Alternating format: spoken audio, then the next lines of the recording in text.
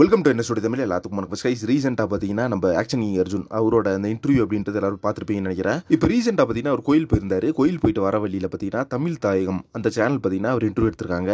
So அதுக்கு அந்த anchor வந்து என்ன கேட்டாங்க அப்படின்னு பார்த்தீங்கன்னா, விடாமுயற்சி படத்தை பற்றி ஒரு அப்டேட் கொடுங்க அப்படின்னு சொன்னதுக்கு படத்தோட ஷூட்டிங் வந்து பக்காவாக முடிஞ்சிருச்சு அப்படின்ற மாதிரி சொல்லியிருக்காரு.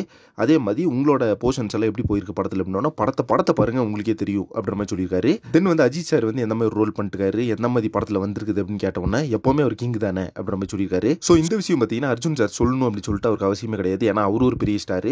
ஸோ மற்ற ஸ்டாருங்க கூட பார்த்தீங்கன்னா காம்படிஷன் அப்படின்றது கண்டிப்பாக இருக்கும். பட் நம்ம ஏகேன்னு வரும்போது எப்பவுமே நம்ம ஏகே வர்சஸ் ஏகே இவங்க ரெண்டு பேருமே ஒரு பெஸ்ட் ஃப்ரெண்ட்ஸ் தான் அப்படின்றது இந்த இடத்துல நான் சொல்லிக்கிறேன். மங்காத்தா படத்துலேயே பார்த்தீங்கன்னா ஒரு தீவிர நண்பர்கள். அது மட்டும் இல்லாமல் நம்ம ஏகே பொறுத்த அளவுக்கு எல்லா ஸ்டார்ஸ் கூடயும் பார்த்தீங்கன்னா பயங்கர ஃப்ரெண்ட்லியாக தான் பழகுவார். எந்த படம் வந்து நம்பிக்கை கூட யார் பண்ணணும்னு நினைச்சாலும் சரி ஈஸியாக வந்து பண்ணிட்டு போயிடலாம். அந்த அளவுக்கு ஒரு ஃப்ரெண்ட்லியாக தான் வந்து கூட இருப்பாராமா. தான் ஒரு பெரிய ஸ்டார் அப்படின்றது எங்கேயுமே ஏகே காட்டிக்க மாட்டாரு. ஸோ இதுதான் பார்த்தீங்கன்னா ஏகேவோட ஒன் ஆஃப் த ஹியூமனிசம் அப்படின்னு சொல்லலாம்.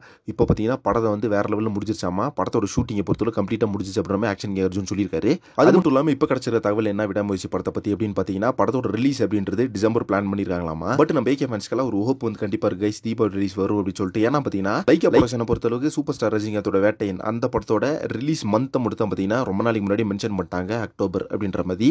இப்போ தான் பார்த்தீங்கன்னா சில நாட்களுக்கு முன்னாடி அக்டோபர் 10 அப்படின்ற அந்த ரிலீஸ் டேட்டே கொடுத்துருந்தாங்க.